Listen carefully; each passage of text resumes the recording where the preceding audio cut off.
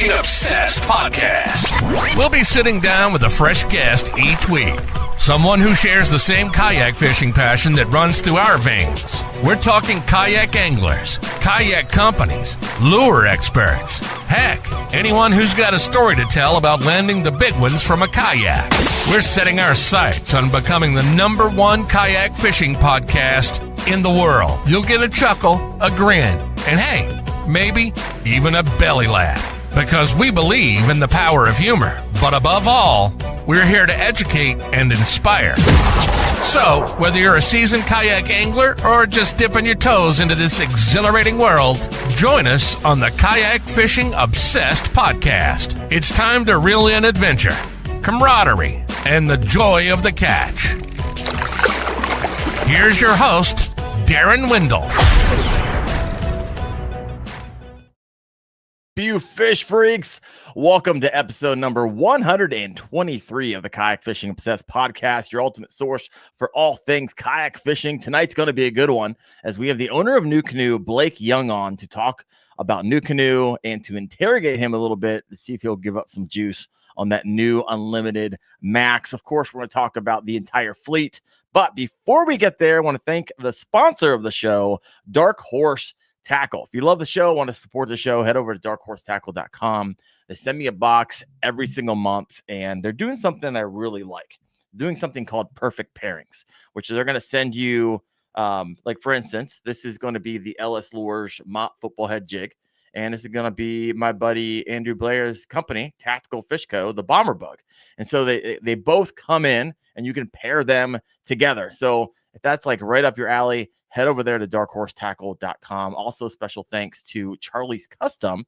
This is a new channel member at Wendell Fishing. And so thank you so much for supporting the channel.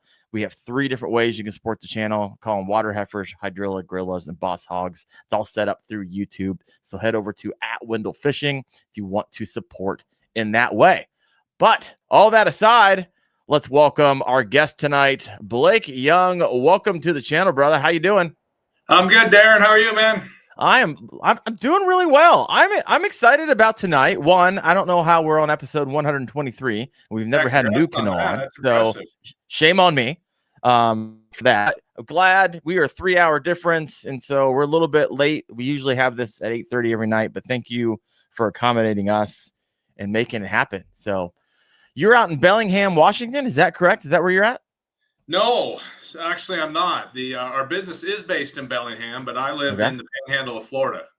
Oh, so my family and I relocated here 5 years ago, right in the middle of COVID, and I've been working remotely for 5+ years now. So isn't it great? I love working remotely. Yeah, it's very awesome. So well, I'm on Central Time, so 1 hour. Oh, there you go. That's not. Thanks again for accommodating. I had a conflict earlier and hustled to get over here, so I appreciate that. No, it's all good. So help us out for maybe someone who never been in a NuCanoe, haven't really went across your website, haven't checked out, doesn't know the history or your history with the company. I believe you go back to like the beginnings. Share that story for us. Yeah, sure. I do go back to the beginning. The NuCanoe, the first NuCanoe was originally a model name, part of Wild Design. Originally designed by Tim Niemeyer, who had previously founded and then sold Ocean Kayak. So he was kind of getting back into the game, and one of the kayaks he designed was the NuCanoe, and his motto was 1 billion butts in boats. So he was trying to kind of design something that was, a little more to give people other reasons to get on the water other than paddling. For the sake of paddling. So it was wider, it was bigger, it was more stable. Back in 2006, there was no 40-inch wide kayaks. There was no kayaks that weighed 90+ pounds. It was a different market back then. Did you say 92? Yes. All right.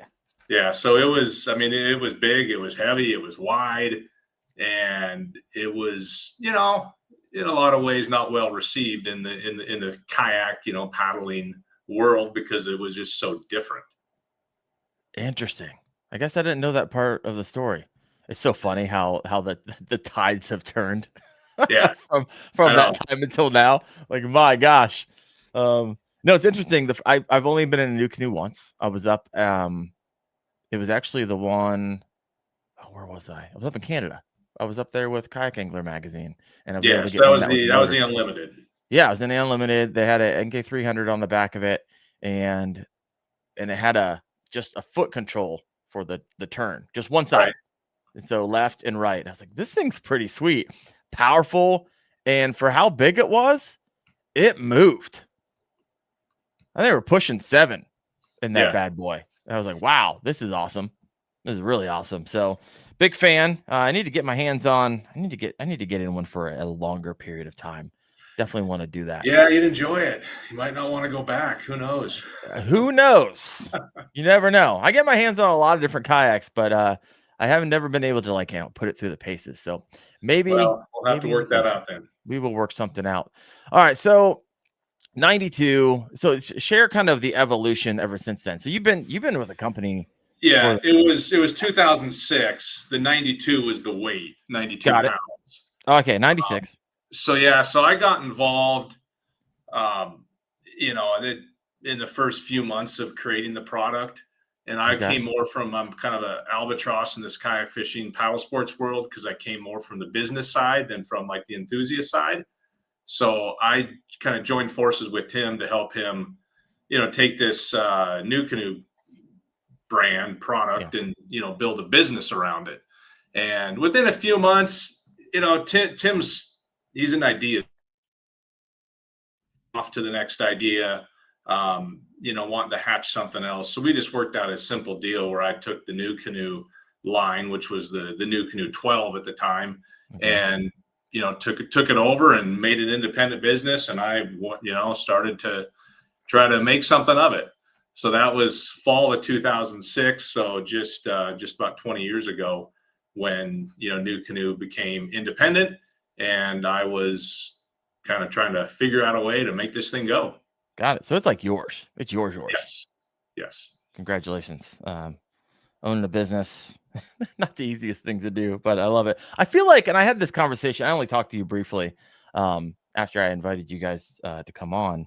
And I feel like NuCanoe has this like cult following. I feel like you guys, I've never heard really a bad thing ever said about NuCanoe or their customer service. And so walk me through kind of the company DNA and kind of one thing you guys are like, you know what, we just have never waffled from this. And because of it, this is the end result. This is what you're seeing. Because I know you ask for feedback from owners on your website. And so it sounds like you're really keeping an ear open, which I feel like a lot of kayak companies, this is where they're falling. Like I'm literally had a conversation earlier today with Hoover about companies that are literally just done listening to their people. Doesn't sound like you're done listening to your owners. And so walk me through a little bit of your mindset, being you're the owner and you're the one that really controls that narrative. Yeah, I think you mentioned DNA, and I think our DNA is, we're a small business. For 4 years, it was pretty much, just me. I had some help on the physical side of things. We had contract partners that molded the boats, had some, help with assembly and shipping. But as far as sales, marketing, customer service, anything forward facing, that was my role. Okay. So if there was someone out there was unhappy or happy, whatever it would be, it was coming to me. There was no filter. So it was, pretty direct feedback from customers, from dealers. If there was a quality issue, if there was a service issue, if there was, anything anyone wanted to express, it was coming to me. So, and I wanted people to enjoy their product. I wanted them to feel good about it, and wanted, everyone have a good experience with NuCanoe. So if there was something I could do to fix it, I was going to do it. And then as we grew and, hired people and had more help, we just kind of kept that culture. And if there was a problem, it would usually get to me pretty quickly. So then I would be aware of it. We could figure out what's causing this, what's at the root, work directly with the dealer or the customer to find a resolution, whatever that would be. And, keep on moving forward, seeking to, improve, our products, improve how we did things, and ensure that those who, invested in NuCanoe had a great experience with it. Yeah, 100%. All right. So let's take a look at your website really fast. I just had it shared. I don't know where it went. Let me bring that back to stage. There we go. All right, let's head over here. So you have a variety of different models: the Flint, U10, Unlimited. You got the Access. Let me tell you a good story here about that picture. Oh yeah, hit me. That's Ray Martinez from Texas. All right. Ray learned about NuCanoe, I think, in 2008, and he called the 800 number to ask a question or something. And of course, it's me that's answering. So I talked to Ray, and then we exchange emails, not like in a friendly sense, but just in a, he has a product question, this, and then he starts posting photos. And we're like, hey, man, you're doing good stuff. How do you like your boat? And then a year later, so I was in the Austin area. So we met up, got out on the water together. And Ray has been on our team. Now he's kind of in our, national team advisor program because he's just such an OG. But he's awesome. And that's, I think it's had a lot of the relationships built and some of the culture you talked about, and the cult is just connecting with people. Not a bad cult. Yeah, right. Connecting with people, and, we haven't had a lot of turnover, so we're pretty steady over here. And building long-term relationships. I mean, that's something we've aimed to do with dealers, with owners, with team members, with suppliers, all around. So is that you just do it through dealers? You don't do direct to consumer at all? Our kayaks are sold exclusively through dealers. We do have, we do sell our accessories through our website, and that's something we added, 5 or 6 years ago, simply because we have so many accessories. It's not realistic for dealers to stock every one of them. Sure. And it's not really, we don't want to make it a burden for a customer, an owner, to go pick up something that they want. So we brought the accessories onto our website about 5-6 years ago, but our kayaks are sold exclusively through, local independent retailers. Okay, right on. So taking a look at some of your models here, and what I really want you to do is, in a brief overview, like we'll talk about the Flint. I want you. We'll click into Flint. Just give us a brief overview. Why you created this kayak, who's it for, and the feedback you're getting from it. And so, looking into the Flint, looks like a river kayak. Yes. All right. So, when did this come out? What does the design process even look like for NuCanoe? Like, what goes into a new kayak launch like this? I know this has been out for a while, but nonetheless, overall. Yeah, the Flint came out in 2018. At the time, we had the F10, the Frontier 12, and the Pursuit. So we were looking to get something a little bit narrower, a little bit more paddle-oriented, simpler, lighter weight, something that would really do well in the rivers, a little more technical than like the F10 and Frontier 12. Kind of a smaller evolution of the Pursuit in a way that was a narrower boat at 35 inches. So we really wanted something that would paddle well, that would perform well in moving water, that would drain well, that would not be susceptible to taking on water, like any water intrusion in the hull, and be simple, but still have a lot of features and functionality for anglers. Mm-hmm. What's the feedback that you're getting from it? The feedback has been good. I mean, the Flint's a great little model. It's not our best seller by any means. We've kind of seen resurgence of the Flint in the last couple of years. Part of it's because we've been able to put, have it more central in our marketing as we've pared down our model lineup a little bit, and include the Flint more in the content that we're creating. We did a great little photo shoot with the Flint and the U10 back in Texas about a year and a half ago. And that's where that image came from, and a lot of other ones. So it's, and I think in a sense in the market now, there's a desire to kind of return to like simplicity in kayak fishing to an extent.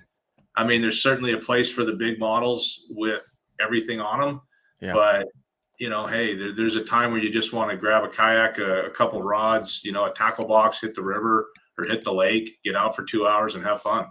Yeah. And that price point isn't bad either. Right. Yeah, the $10.99 price point, we don't want to get too far up that we're, not accessible. Kind of, you don't want to miss the heart of the market there, getting too expensive. Yeah, 100%. Then you have the U10. I've heard some comments about the U10. I've heard some people like, hey, I want a U10 Max. I've heard all kinds of things since you guys have teased out your Unlimited Max. Right. So what do we... The U10's a killer boat. I mean, the Unlimited came out in 2018, 2021, started 2021. The U10 came out 3 years later. And in a lot of ways, the U10 is just a smaller, more compact, but not limited version of the Unlimited. So it's 20 inches less. It's awesome for transport in the back of a pickup truck. It's a 72-pound whole weight. So really manageable. And it's got massive stability. I mean, honestly, between the U10 and the Unlimited, if you don't need the extra 20 inches of space, you're not giving up much of anything on the water. A very slight difference in stability, perhaps, but it's a really great hull design. It's super stable, and it excels both, like on flat water with a motor. Derek Brundle used the U10 in a lot of his Bassmaster events this year, rigged up with a Newport and the quick connect with the foot steer. It's also a killer boat for floating rivers. I mean, one of our dealers in Texas, Alex at TG Canoe and Kayak, I mean, he hit us up like a month after getting his first shipment of U10s, and he's like, guys, you got to market this as a river boat. This thing is amazing in the rivers. And, that's definitely been a growing theme for the U10, is use in the rivers. The Bearded Paddler did a series with the U10 in the rivers this summer. He's going to continue that next year. And it really does excel in that environment as well. So the U10, it caught the Unlimited this year more or less on sales. So, last year when it came out, it was, maybe a 60-40 split, but this year they were neck and neck. So that U10 has been, just done really well. And I mean, honestly, I don't know if we get any feedback from someone who gets a U10. It's like, yeah, it's not really what I thought it would be, or I'm disappointed. I mean, that kayak is just exceeds expectations. We got Edom Fishing over here, says the U10 is great in the river. I drag and launch mine everywhere. Nice. I like it. So if you have a question for Blake, go ahead and throw that in the comment section. Seth is not here tonight. He's on the road traveling right now. However, I am trying to manage that the best I can while still having a conversation with Blake. So it's always a little bit interesting. Steven Sturgeon says, I have an old Frontier 12. The versions of the seat frame are a great example of how Blake kept working on the issue until the seat frame is now a solid and durable project. I don't know the backstory to that. So sure. I mean, we've gone through a variety of seat options on the Frontier 12, but I think one of the bigger, ideas here is, one, we're always looking to improve, and two, we try to keep things compatible. So someone could have bought a Frontier 12 in 2012. Okay. They can go on our website today and they could add any of the accessories that we've developed in the last 13 years that fit the Frontier 12. Could be used on theirs. Okay. So someone could have bought a Frontier 12 way before we had fusion seats and quick connect systems, but they can still grab those things, plug them right in, and be off and racing. I like it. We have a pretty, there's a good used market there for our kayaks for that reason, because they can be updated real easily. So even if, someone gets a model that came out before this seat or that accessory or this component, all that stuff is going to be able to be added on or updated to prior models. Yeah, I like it. I got a question over here from Todd. Did I miss the Max conversation? You did not. We are working our way toward the Max conversation. At the end of the day, I haven't had a conversation with Blake ever, and so I'm just jacked to hear the brains behind it all kind of walk through their product line. So I'm excited about it. Chad Hoover in the comment section over here. NuCanoe pioneered the seat configuration that many other manufacturers are using now. So there you have it. Yeah, I'd say if you look at, there's a lot of things, and it's kind of the natural evolution of the market, and it's not necessarily because of anything we did special, but there's a lot of things in the last 5 or so years that, the market's moved towards that we were there, 10 years ago. We were putting swivel seats on kayaks in 2008, 2009, outboard motors, bow mount motors, all that stuff, 10 plus years ago. So we were there. And, fortunately for us, the market's evolved, that stuff is now, highly sought after, and people really value that and want to do that with their kayaks. Yeah. With the onslaught of motorization, and even I was reading on your website, you guys were even like, discontinuing your pivot drive just because sales are low and motorization is high. So you guys you're sitting pretty there because a lot of these boats are great for motors. Let's keep on moving along in some of your models. Let's look at the Unlimited. You talked about it a little bit. This is is it one of your most popular models that you have? Yes. This is it. So, I mean, going back prior to the Unlimited, I mentioned the NuCanoe 12 being like the very first model. The Frontier 12 was more or less a direct improvement of the original NuCanoe 12, and that came out in 2012. And then the Unlimited came out in 2021, and it really just built off the Frontier 12 and improved it in countless ways. But the width, the overall kind of shape and stuff was pretty similar. So the Unlimited's been a killer boat. It launched in February of 2021, right in the middle of the COVID boom. And we just, we had 9 years of learning with the Frontier 12 to, hear what people liked and didn't like and kind of figure out ways to make it improve, to address weak spots and to add more functionality, add more capability to it, and allow, anglers, hunters, paddlers to do whatever they would want to do, on their deck and in the water. I like it. Chad over here saying NuCanoe legitimately pushed the bow mount motor and ease of integration long before anyone else in the industry. A lot of people have a tendency to forget the history, how this all came to be. And I also see a lot of people taking credit for things. I'm like, wait a second. That's just not true. Just, it's fascinating. All right, let's keep on moving along. You got some other models and you got your Access series. Now, the Access series looks like it's more, well, I'll let you explain. Looks like you're focusing on the hunting side of the house. Yes. So the Access series is the F10 and Frontier 12, and these models, were essentially replaced by the U10 and the Unlimited.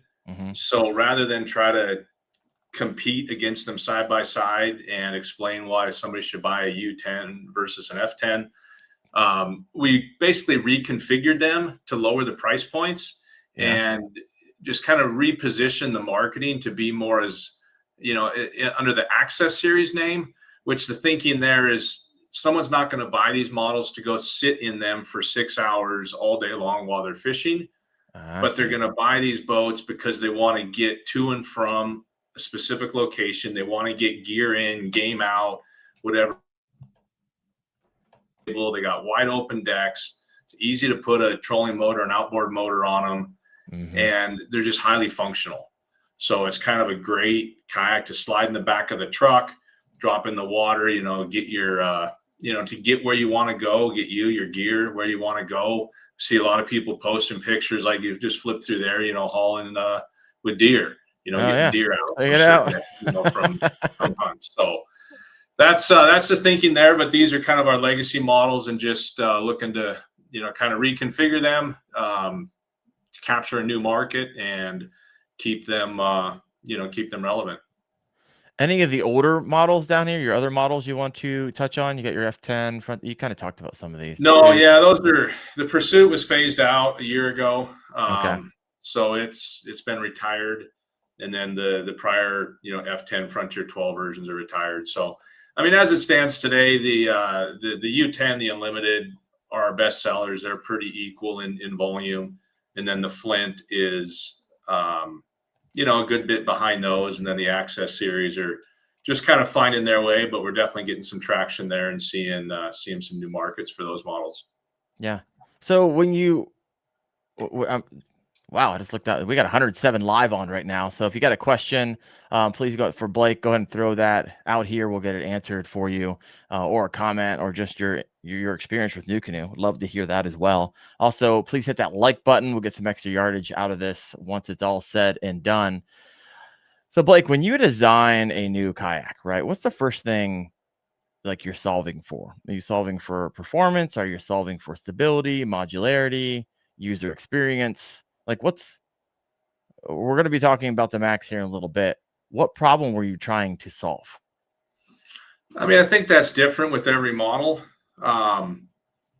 I can kind of go back historically with the Frontier 12, we were looking to, solve for the butts. It's a nice idea, but it doesn't have scuppers, or but the deck channel is too narrow, or but it's too hard to adjust the seats, or but there's not enough, features on it. So we felt like with that classic 12, back in 2009, 2010, 11, that the concept was good. We could see it getting traction, but we also heard from a lot of people that I like the idea, but you're not there yet. Okay. And so we tried to take as much of that as we could and incorporate it into an updated design, which became the Frontier 12. And then, once we brought that out, our business, grew quite a bit over the next few years, as those people who liked the idea of the NuCanoe 12 now saw the Frontier and go, okay, yeah, that's what I want. Then with the F10, it was really just, taking that and putting it in a smaller form, more for solo, ease of transport, lighter weight. But the rest of the design was pretty similar. Now with the Pursuit, one of the main drawbacks of the Frontier, the F10 and Frontier 12, especially in that market in that day, was just, paddling speed and performance. We're talking about kayaks were still primarily paddled. Most of them were in the, 33 to 36 inch width range. And the Frontier 12 and the F10 just, there was a lot of people that felt like, I like the open deck, I like the concept, but I want something that's going to be more efficient, easier to paddle, going to go faster. So we designed the Pursuit, and the Pursuit, in all honesty, was an amazing kayak. I mean, we have had countless people say that the Pursuit was their favorite kayak to be in, to paddle, to just love the heck out of it. But man, we had some good years with it, but we just never saw that enthusiasm that some people had for it, and that love for it, really translate into, success in the marketplace. Right. And then also the Pursuit kind of had bad timing, because it came out right when pedals were really growing in popularity. And so it was well, we designed an awesome paddlecraft right when awesome paddlecraft were kind of cresting and pedals were, ascendant. So it was a little bit of a victim of bad timing there as well. Sometimes it's what it is. It's just bad timing. I get it. Yeah. I mean, if we'd have done the Pursuit 5 or 8 years later, it probably would have been amazing. Yeah. Or 5 years before. So, yeah. So what do you think that NuCanoe does differently than the rest of the kayak industry right now? What's your differentiating factor? Or what do you hope it to be, or what are you working towards, or what it has been, or how has it evolved? I think it's a number of things, and some of them may be unique to the market or differentiating us, but it's stuff that we do. I mean, we've been owner committed in trying to ensure that owners have a great experience with NuCanoe and are satisfied. We're dealer committed, looking to build long-term relationships with our dealers and support them. How many dealers do you have? We have about 125 dealers. That's a lot of dealers in the U.S. and Canada. Okay, sorry, keep going. Yeah, we've always tried to think of them as partners, not like a different entity, but we're in it together. So we want them to succeed selling our boats. We want them to buy more boats, but ultimately their success depends on them being able to sell through, people want to walk into their store and buy our kayaks. So it's our partnership essentially to try to achieve that end result. That's what's going to lead to them turning around and saying, hey, we need more kayaks. So we've kind of had that approach. On the product side, I think we've been really consistent. I mean, you can look at the Unlimited, the U10, any model that we've done alongside the original NuCanoe 12 and see the similarities. So when you talk about kind of design inspiration, what we're solving for, I mean, we have essentially 19, 20 years of experience building on this same style of platform and continuing to iterate and improve. So really every model we bring out, just kind of builds upon what we've done before, rather than okay, this is a whole new, creature over here that we don't have experience with. Yeah. And then one other thing that's unique to NuCanoe is just our accessorization, how we have, developed just a full line of accessories that are, at this point, everything's pretty much custom, and unique to us. A lot of it is like the motor mounts, the quick connect system for for putting on a new Porter Torpedo motor with the foot steering pedal that you talked about. Yeah. The rudder system that plugs into that. The gear pod has been a hugely popular accessory to drop in the bow of the Flint, the U10, the Unlimited, just for storage. And what we're seeing it used for more and more is for like an electronics hub. People can put all their power, their black box, their batteries in there, not have it in the hold of their kayak, be able to, lift it out easily and just have all that be modular. I like it. You got some questions over here. I'm gonna get those asked and answered. Orange Power Guy, anything in Oklahoma? Anything in Oklahoma? Well, we had OKC Kayak and Tulsa Kayak shut their doors. I'm not quite sure what their future holds, but right now, as far as anything in Oklahoma, we don't have a dealer there. But hey, if you know of anybody, let us know. There you go. And Squirrel Fishing Guy, any dealers in Southwest Ontario now or in the season? Southwest Ontario, we have dealers kind of in the north of Toronto area. Southwest Ontario, if you're close to Detroit, we got a good dealer over there across the border, if that's an option for you, with Hebner Canoe and Kayak. Okay. I love that you just have them kind of memorized. All 125 of them. I bet it's tough right now because every person I have a conversation with, they're like, oh, this dealer's going after business. Oh, the dealer's going out of business. Is that like a moving target for someone who relies so heavily with distribution through their dealers? Yeah, it's a challenge. I mean, we're in a healthy market when dealers are selling a lot of kayaks. That's good for us because they're keeping their doors open, they're growing, they're marketing, they're investing, they're doing all that stuff. When the broader market is weaker, there's a lot of stores that it's challenging. So we've been fortunate that we have had some dealers shut their doors. Haven't been a ton of dealers that we've seen that happen to from our side, and also where it has happened, we've seen that other people fill the void. And there's a lot of new dealers coming online the last few years too that have new energy, that have a new perspective, just kind of a new approach. Paddler's Cove up in New Jersey, Jack is doing an awesome job. Muddy Bay Outdoors is an awesome dealer.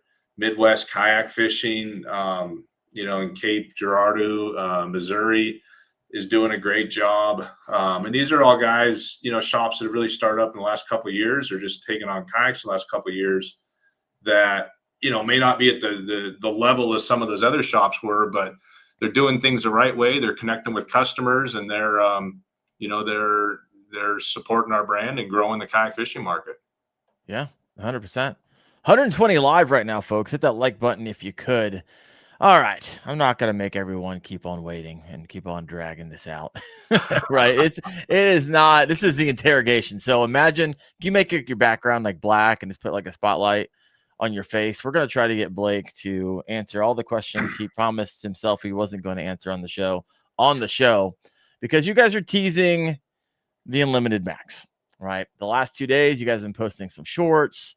You're sharing pieces. We have some photos tonight, not of the actual like full boat, but some of the accessories on the boat.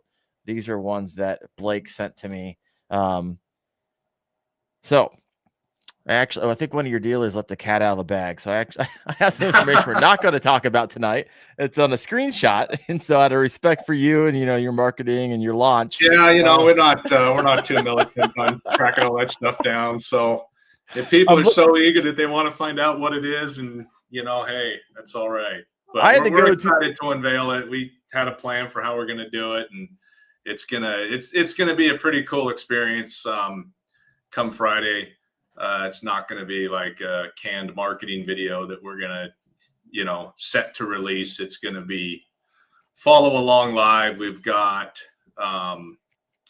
shoot, I don't even know how many guys. We got our marketing guy, Brian, who does all our social media and does an amazing job with that and kind of spearheads all our content efforts. He's got a crew of 8 or 9 guys meeting up in Atlanta. We've got 4 unlimited maxes out there for them, and they are going to put them to the test in a variety of scenarios and pump out as much content as they can so everyone can, just really experience it. So I think that this kayak, if someone's been paying attention to NuCanoe and we say we got the unlimited max coming, there's probably a lot of things you can figure out already. Sure. That it's going to have. So I don't think there's going to be a whole lot of shock and awe as far as, the design itself, but showing what that does on the water and what it's capable of is where we're going to focus. And I think it's going to be impressive. I think people are going to like what they see. All right, so let's start unpacking this, of course, without giving it all away. You do have a marketing plan, obviously, but you did send me a bunch of some photos, things we can talk through. So unlimited to unlimited max, right? And so, maxing stability, maxing speed, maxing space, maxing features, maxing performance. What are we maxing here? What we got going on? Yeah, you named it. So, stepping back, with the unlimited to the U10, when we decided where to go there, we had a few options on the board. We narrowed in on going towards, with the U10, we brought that out. And then after that was on the market and we, kind of get back to the drawing board, some of the ideas that we had prior to that, we started to pick up and run with. We've always, going back to the Pursuit, our design process is pretty collaborative with, a group of our team members and, kayak tournament anglers and pro staff guys. Yeah. So we'll have ideas, we'll have concepts, and then we'll get everybody together on a Zoom or a Facebook group and share what we got, hear everybody's feedback, go back and rehash, rework, bring it back to the group. And it's just a good process because we get a lot of diverse ideas and kind of competing ideas. And then we try to hash out, where the best fit is, where the biggest opportunity is. And, and then look at how we can address every little detail and make it as functional as possible and serve as many, different needs. Someone mentioned the comments versatility. And I think that's something that we've always, had in our designs is a lot of versatility and how you can use them, how you can configure them. And that's something we definitely want to, keep going forward. Yeah. No, I'm curious. We're gonna get ready to rock through just four or so of these upgrades. What didn't make the list? I'm always curious because you got. I can only imagine the amount of ideas that I would have for you if you gave me hey, what's some ideas how to make it limited and limited max. So which ones were close to making it, but didn't? But you guys were maybe not, but end up not making it. Oh my goodness, man. I don't even know. If you got questions for the max, throw those in the I'm starring them, and we'll get to all your questions as well in the comment section. What didn't make it? That was close. Yeah, I don't think there was any major things. Most of the stuff that we kind of hashed around, we were able to get in there. All right. So, there was some placement of stuff, or should we do an extra access plate here or there that, we'd trim some of that stuff down, that didn't add a lot of functionality or it would take away from something else. And I think that's a lot of, things that don't make it is, okay, if we put this here, do that, cause a problem for people who don't use that feature, don't want that. Yeah. And if it's something that, was going to benefit some, but be a hindrance to others, then we'd usually try to, find a different way to go about it. Yeah. And your boats are typically hey, we want the modular as possible. It's not like you shove a lot of things on there. This is interesting. Chad says the massage seat didn't make it, apparently. I don't think that. Well, that's the accessory, Chad. We can't have everything in the base model. And I do want to end with accessories. Let's hop into the max. You want to start rocking with some of the pictures that you sent me earlier today. But sure. First, let's start with specs. I got a bunch of questions over here in the comment section. I got Edom saying, what's the weight? The weight is going to be right around 100 pounds on the hull. So we're not completely dialed in yet on that, but the hull, fitted hull shot weight, or rigged weight? Rigged weight. That would be like the rigged, base model weight, excluding the seat. Okay. So for reference, it's probably going to be 12 to 15 pounds heavier than the unlimited. Okay. What adds that weight? Is it accessories, or is it just more plastic, or what adds the weight? Some extra length adds Okay.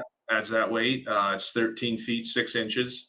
All right. So we got a foot longer, and then just some more plastic, more surface area due to the feature that's in the boat. And then some of the components that are on there are a little bit heavier than prior versions. All right. I'm getting a lot of questions over here. I'm starting them, folks. We'll get back to this. Woo! All right. This is fun. Let's head over one of the pictures you sent me. Yeah, you see a question there from Z Giller. There we go. The question is, for those listening in, I have to read it out loud. Yeah. Will the Max have a hull design suitable for larger outboards? Yes. Final answer on that is still to be determined, but the short answer is yes. I like it. All right, keep those questions. I'll keep on. We'll circle back on those after some of these as we break down some of the accessories. All right, first picture we have for you. Let's go to the bow. You want to start with the bow? Yeah. You teased this out in a short today, which you could take this apart and put it back on, or put a different one back on. Looks like we got a bow mount motor option here. So tell me what am I missing, or what am I not missing? Yeah, this is what we're calling our grip mount plate. It is a badass handle for one. You can see that kind of at the top of the photo. Oh, It gives you a great, handhold on the kayak. Really, it kind of makes it feel lighter because you got a really good grip, a really, sturdy place to hold on to. You can see it's got 4 mounting screws. So there's 4 quarter 20 inserts that are molded into the boat that mounts into. And it also, kind of is a, side benefit in a sense, like it's almost like a bumper up there. Like if most of our boats have a pointed bow. This one with that plate, you've got a real, if you bounce into anything, that kayak is not going to take a beating at all. Yeah. So it's real functional like that. It's a great handle, but as you saw in the video, it's got a little surprise for you underneath. You pop off those screws, you lift it out, and it is pre-drilled with hex recesses to mount your quick release bow mount motor puck. So you don't need a separate bow motor mount with the UMAX. It's built in there. You don't see the holes on the handle because we left about 1/8 inch of material. So if you're not using that, you don't have to look at holes in your handle every day. But if you are, you just pull out your 1/4 inch drill bit, pop those through, mount your puck, and then you're away you go. All right. I like that. Love the thought in it. What was I going to ask you about this? So it also has the whole pattern for the Anchor Wizard chute as well. All right. So if you're more of a bow anchor guy than a bow motor guy, we got you covered too. Well done. So what type of motor? Well, first I'm going to get to the width question. You mentioned the length. We're looking at 13.6. What's the width? The width will be the same as the Unlimited, so it's right at 41 inches. Okay. There you go. I got that one answered. Whoever asked that one. So what motors would you put on this? Like a Tarova, or what kind of bow mounted motors you're like, hey, this is kind of what it was built for? The Tarova. That's just bread and butter. Yeah. We have a power pull move motor we're going to put on there. That's a good one. Some power. Got some power, all right. When we ran that on the Unlimited, it's like, hey, it works, but you feel like, you're kind of getting towards the limit. So we're going to put that on this thing this weekend and go full tilt. And I think it's going to handle it like a champ. So I think that will be an excellent motor for this kayak. Yeah. Hoover says there's a power pole move that would pair up nicely with it. 100%. I think it's powerful. I will mention that the power pole move has a unique mounting pattern. So that one does require an adapter plate to go between the handle and the power pole move like mount. I like it. All right. Anything to mention here before we move on to the next little update? No, I think we can move on. Yeah, we can. And I'm starting all these questions that are coming through. So we'll circle back on those in a minute. All right, next one. Looks like we got some rod tip protectors. Is that what I'm looking at? Yeah, it's on the Pursuit, we had the internal rod tubes that would go inside the hull of the kayak. Mm-hmm. And that was, it was great feature and functionality, but it does come with a lot of complexity and potential for leakage when you're cutting into the boat and trying to seal it back up again. On the Unlimited, we left that more open with the rod tip holders up at the bow, and then more just open for the rods to sit on those kind of insides of the gunnels there. Yeah. On this one, you can see we built kind of a on the surface tunnel for rods that gives you loads of space to get all your rod tips up in there. And then we have the cover on it so that they're protected. So we kind of get the best of both worlds. We don't have any opportunity for leak or water intrusion into the hole. But you got great storage for the rods. It's going to keep them protected and out of your way. Got it. Is that just a thermoform piece, it looks like? Yes. Yeah. It's just a ABS plastic. Nice. All right. Still got the questions rolling in, so we'll get around that. Let's look at the next picture we got here. You sent my way. What are we looking at here? It looks like a pod latch. Yeah, it's a latch, man. This is a good example of just how burly everything is on this model. That latch, I mean, you can put, about 3 fingers between the two sides there above the end block. And it is, so you got a lot of grip, a lot of hand hold, and it's got a lot of pull strength too. So it's going to keep that pod super secure. I like it. And another photo you sent my way. Anything else to say here about unpack a little bit for those of you who don't own a NuCanoe, kind of your pod? Because I see a lot of comments over here in the section. Sounds like people love the pod. It looks obviously removable. So walk us through the thought behind that.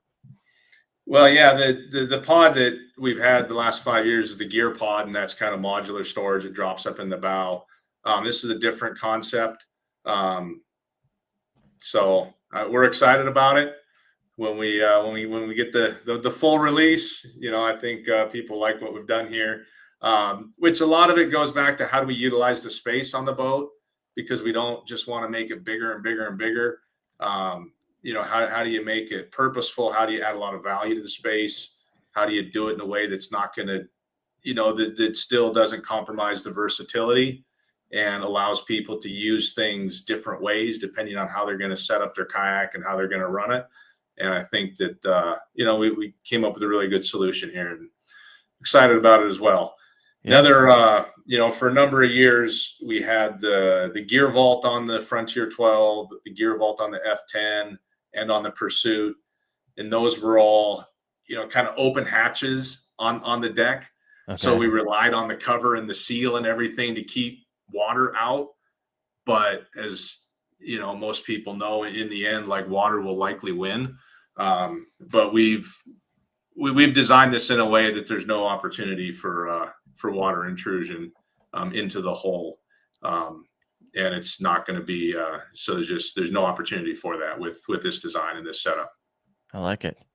I'm looking at the leaked photo, and now I know why you have such a tight edit on that photo there. We'll move on. All right, next one you have here. Looks like your scupper system. Yes. Yeah. This is part of our scupper system. So the UMAX will come with scupper plugs in all of the scuppers.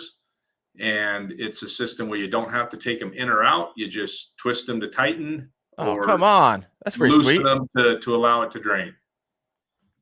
That's it. They are all essentially, I say permanently installed, but someone could easily take it out if they didn't want it there. But Sure. they're all designed to stay in place and then, twist it to lock it and seal it off, open it up to allow it to drain. I feel with the UMax, most people will probably run it with those scuppers, a half a turn open. So if water does get in, it'll get out. But most people will not experience a lot of water getting onto their deck, I would imagine. in irregular or even irregular conditions. Yeah. No, I like it. I love it because I own like Native Slayers and Bonafide P127s, and I'm always missing a scupper plug. And the worst time is when I'm trying to like sell it. Like, where's that one?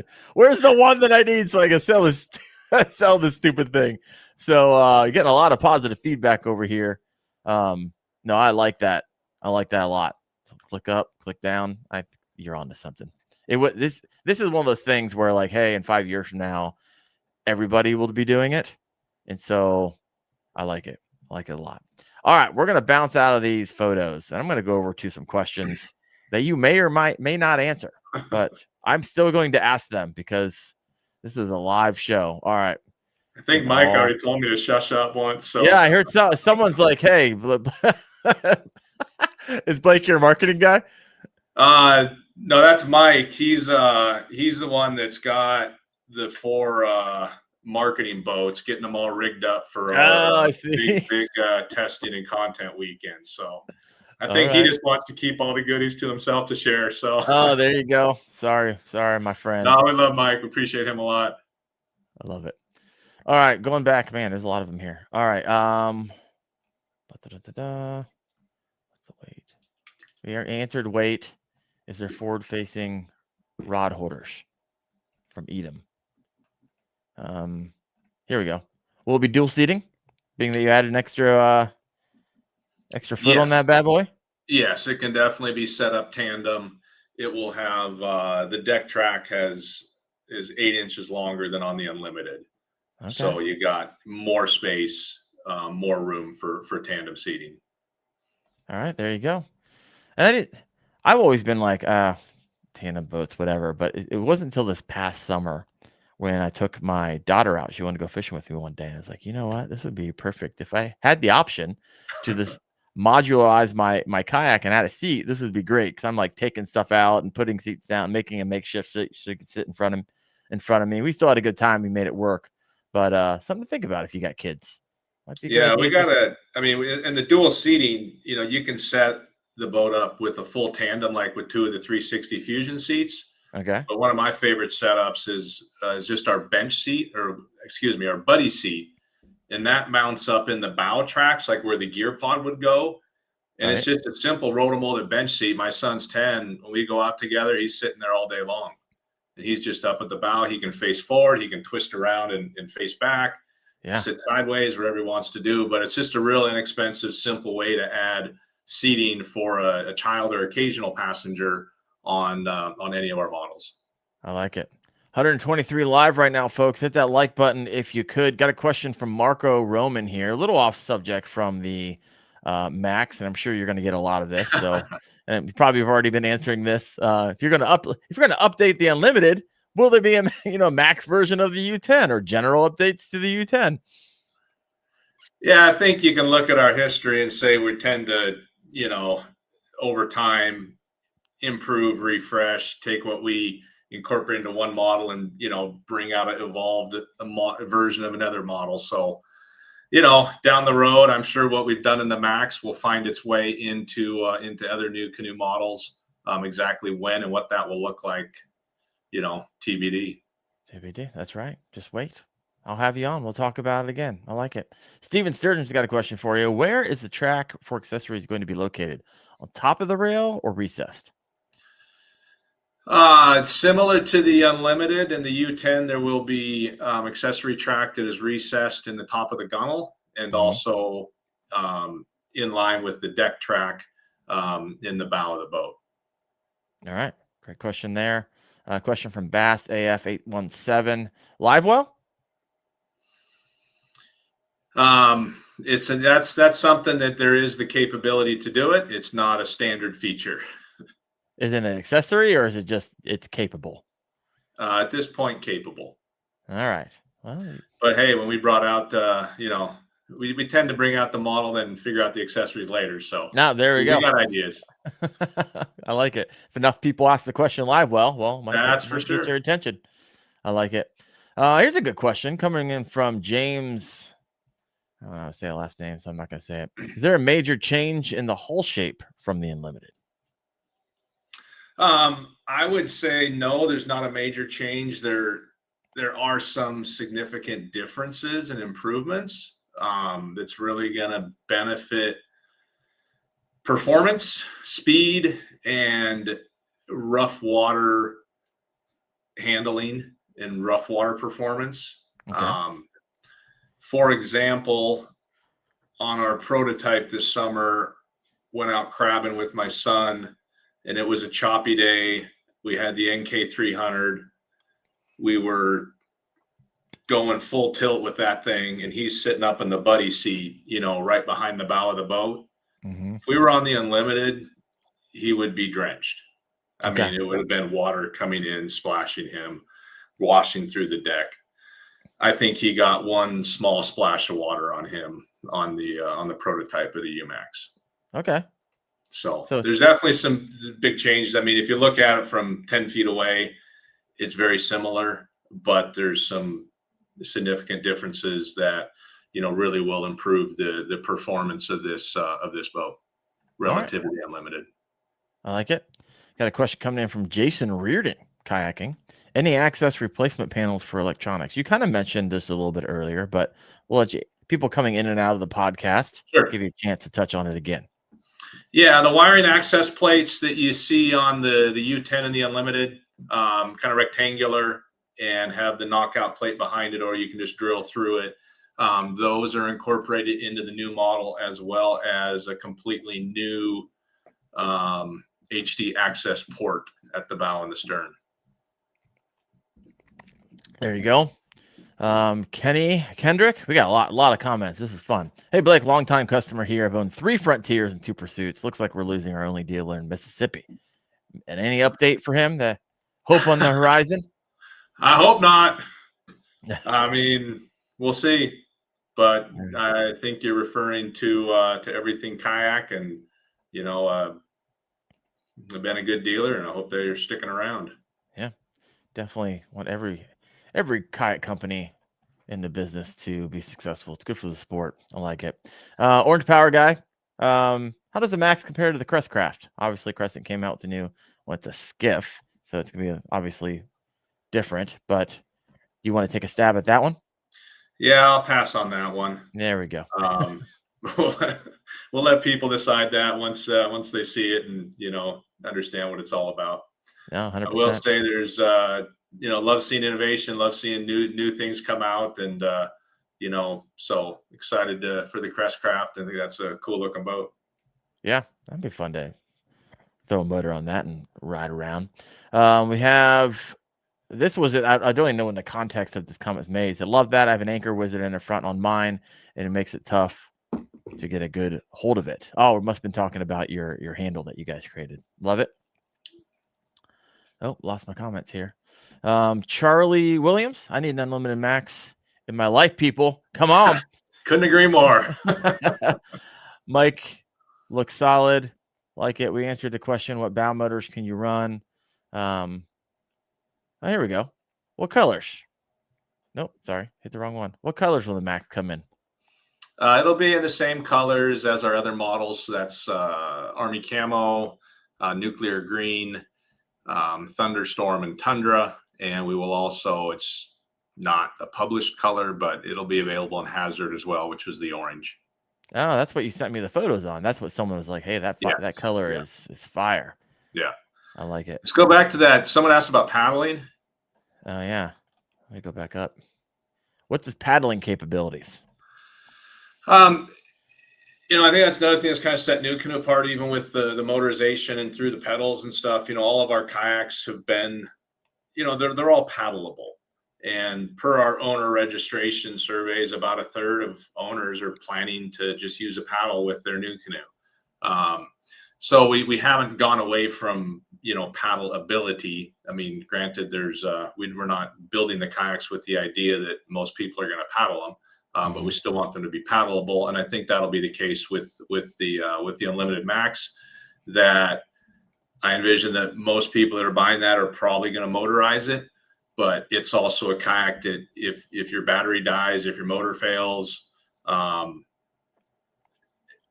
example of this, Brian, our marketing guy, he was going fishing with our shop manager, quick little outing, took the UMAX prototype, and somewhere between our shop and the river, I forget what it was. I think it was or Newport, went missing. Oh, so he got to the river and had a choice: go back or paddle. He chose to paddle, caught some salmon, had a great time, and it was a good experience.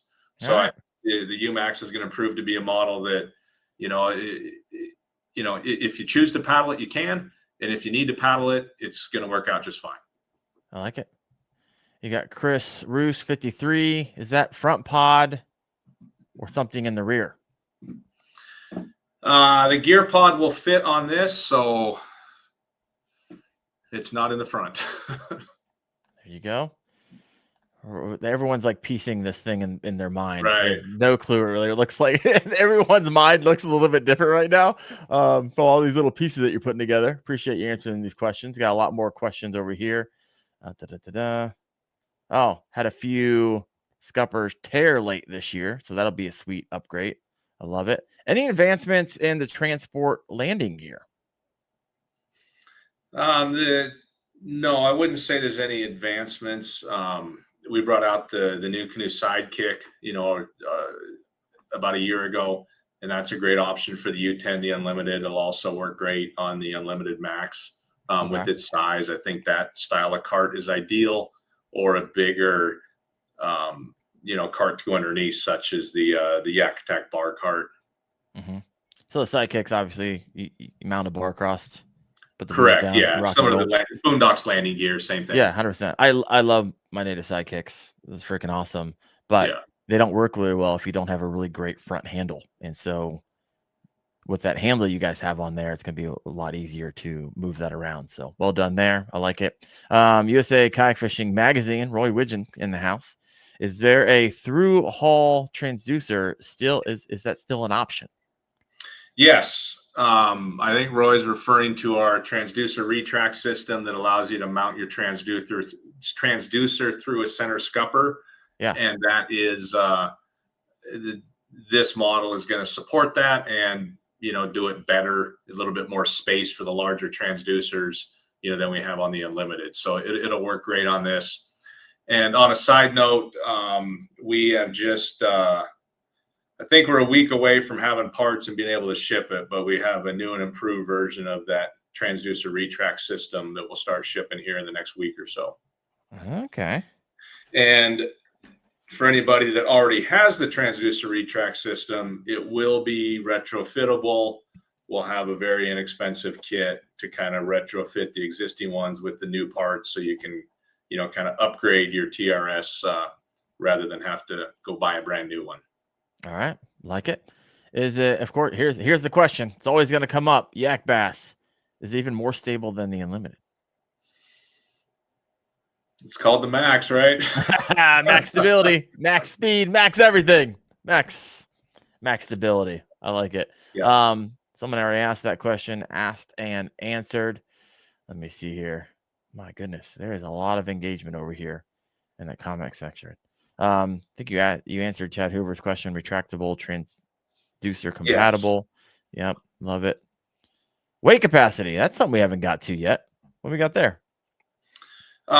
Based on our models and prototypes, we're expecting a max capacity is 750 pound range. Jeez. And self-bailing capacity 500 pound range. So that'll be validated on the water with molded boats, but those are our that's where we have it set at right now with the asterisk saying estimated. Yeah, no, I like it. Here's a question. I'm not quite sure because I don't know a whole lot about the U10 and Unlimited. Is there a change the way the transducer is mounted as compared to the U10 or the Unlimited? Or did you already answer that? No, there's no change. Okay, no change. There you go, Dustin. All right, let me see. Hey, Beer the Paddler's over here. Hey, guys.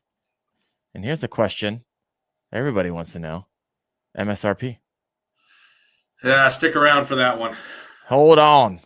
Can you range us? Got to see all the good stuff first before we drop that on you. But you can't range us? I've seen some estimates, and I think it'll come in line or less than what people would expect. All right. Hey, that's what everybody wants to hear. I love it. I see some comments on the Pursuit there. Someone asked if the Pursuit was still supported. And yes, it is retired, but it is still supported. If somebody has a Pursuit and has any issues or needs replacement parts, you're still covered. We'll take care of you. I like it. I got actually a few of these comments. No Patrol Blue. Is that one of the colors you used off somewhere? Patrol Blue we don't have right now. I mean, that could come back in the future, but it's not currently an option for 2026. But love to hear the comments about it because that lets us know people want it. Okay, there you go. Another question coming in from Bass AF817. Will it come rigged with any type of lights? No, it won't. Got it.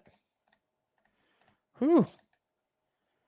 Here's a question. I know a lot of people car top their Unlimited. Is the UMAX still going to be light enough to car top? Now, we did talk about how much it weighed earlier in the show, but people are coming in all the time and out.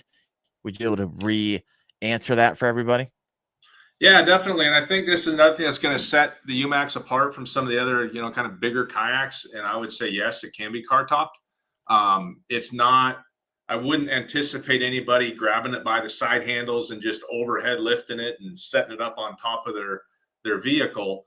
But with the length and the weight, which we think will come in right around 100 pounds, excluding the seat. And if you're going to car top it, I'd recommend just, using the spin grips, pop the seat off. Then you've got a 100-pound hull. And with that extra length, it allows you to, kind of keep it on the ground, flip it upside down, set the bow up, walk around, lift up the stern and slide it forward. So I think with the right technique that most people will be able to car top the Unlimited Max if that's how they need to get it around. Yeah, 100%. I like it. And here's a question of Jason Reardon. Dual power pole mounts on the stern?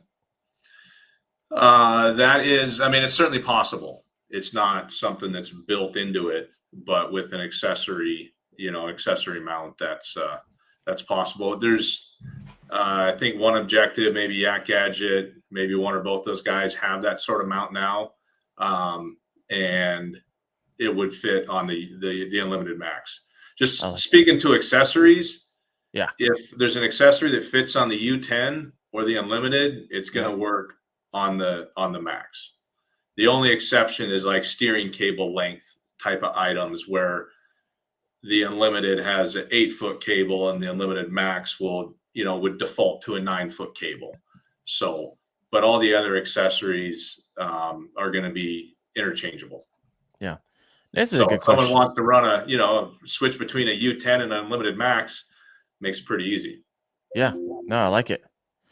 This is actually a pretty good question. I actually thought it and didn't ask it. This comes in from it's Jerry. What if the scupper plugs get clogged, or is that an issue that happen a lot, or no? I get crap in the bottom of my kayak all the time. Yeah, I think we've got it designed where it's not going to be a big issue. Sure. You can remove the top of the plug entirely if you need to, hose out, wash out the boat. There's, in most cases, I don't think they'll need to be open that much. So you just kind of have a small gap to, for water to flow through that wouldn't allow a lot of debris or stuff, to get down in there. Yeah. But to be honest with you, that's one of those things that until you get it out on the water and get it in the hands of a bunch of people and, get some real world experience behind it, can't say it'll never happen, but we think we've designed it in a way that it won't be a real hindrance, or it won't detract from the benefits of the system. Yeah. And folks, interrogation is over. I'm gonna click off the light. Blake, you probably gave us more juice. You got your people yelling at you in the comment section. Stop talking. This is my favorite question. Will Daren be getting an early model doing on the water review? I don't know. Blake and I need to have a conversation off book here. So we will have that hopefully in the next couple of weeks. I think we definitely need to get you some more water time in a NuCanoe, whatever model that would be, because I think that's definitely something you need to get a little bit broader experience than what you had up in BC. Yeah, 100%. I was only out in it it almost took me into water because that was so much power, and I wasn't used to a 3 horsepower motor on a kayak. You're not used to it, and that would have been a cold dip. That's for dang sure. I love it. The Bearded Paddler says, I know a guy in Arkansas needs one, and I'm sure as we go down this road, everybody's going to need one. So obviously, with how many people are on tonight, how many questions are coming in, you have people who love NuCanoe, love your product, really excited about this launch. And so what can people actually expect on the 12th, right? You keep on doing teaser videos and it's great. I love it. Everybody loves it. We're eating it up. And so what is actually going to happen on the 12th? Can people buy it? Are they pre-ordering it? Are you just launching it? Like, what's happening? Good question. And on the 12th is I was up at our factory last week, and we did our first molding run on the UMAX. We got boats assembled. We worked, it's a process to go from a new mold to production. And we got off to a really good start with that. We got the boats assembled with very, very few issues for our initial release and content. So we have 4 UMAXs in the Atlanta area that, like I said, we got a team of guys coming in to put them to the test. So on the 12th, it'll be a lot of kind of firsthand live content coming out of the boat on the water in action, walkthroughs, different setups, all that kind of stuff. So we don't have a 3-minute marketing video that we've been putting together for the last month that we're going to release. It's going to be a lot more experience the UMAX rather than see it, which I think is it's what people are going to want to see with this model, because there's some really cool features on the deck and in the design, but it's nothing that's going to be like, completely out of character, or out of the box. It's going to be a lot of stuff that's really cool. People are like, yeah, that's a great idea, or yeah, I really like that. And then concurrent with that, we are doing everything we need to do to start production, which one of the things from last week was, testing the fit and just the function of a lot of our new parts. So everything checked out. So we get suppliers moving on getting those produced, get the mold dialed in with our little punch list of things that we had to do before we could start production. And then we'll be starting to produce these and assemble them and ship them to dealers starting early January. Okay, early January. So do you do any pre-order stuff, or just when it's available, and then you can? That's all through the dealers. That's you through dealer. That's right. So call your dealer if you like what you see. Call your dealer. Tell them you want unlimited max. Tell them what color, and they'll get you on the list. Okay, so some of your dealers do pre-orders. Yes, we have pre-orders with our dealers. I mean, our January schedule is pretty full, fulfilling, preseason dealer orders, getting those out there. So yeah, the best thing, if you're wanting to get one of these boats when they come out, is check with your local dealer, let them know what you want, and see when they have them coming in. And I'm assuming if you go to your website that you could get a dealer map. Definitely. Yeah. Just go to NuCanoe.com, click on find a dealer, find your dealer up in the top right, and it'll take you right there. I like it. Now I would ask you what you guys have planned for 2026, but it sounds like once you get this kayak out and rock and rolling, there's going to be a slew of accessories that are going to come along with it. And so you're going to shift your time and attention over to those, as well as continue to provide excellent customer service to those who have purchased boats before. So yeah, I love it. We got some I got some accessory stuff to work on. We do have a quick connect system kind of upgrade that'll be coming in January, and that we're taking the retract pulley in the cleat. If you remember on the Unlimited, if you want to retract the motor, you may not have had to. You can kind of pull it up, and there's a big wheel pulley that's mounted on the side of the inside gunnel beneath the track. That's all moving to a modular track based mount. Okay. So we're taking that off the kayak, which gets it out of the way of people who are not using a quick connect system, and allows it to be more modular, because now you can position it where you want or remove it if you're not using that setup. Yeah. So excited about that. That'll start shipping with the quick connect systems in January.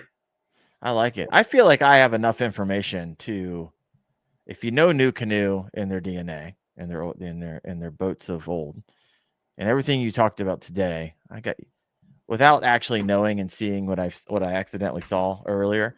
I feel like I could put it together. So I appreciate you coming on and sharing, giving us a little glimpse. We have to use our imagination a little bit, but here on the 12th, that'll all come together. So Blake, I appreciate you. Appreciate what you've been doing for many, many years, and look forward to what NuCanoe is going to continue to do.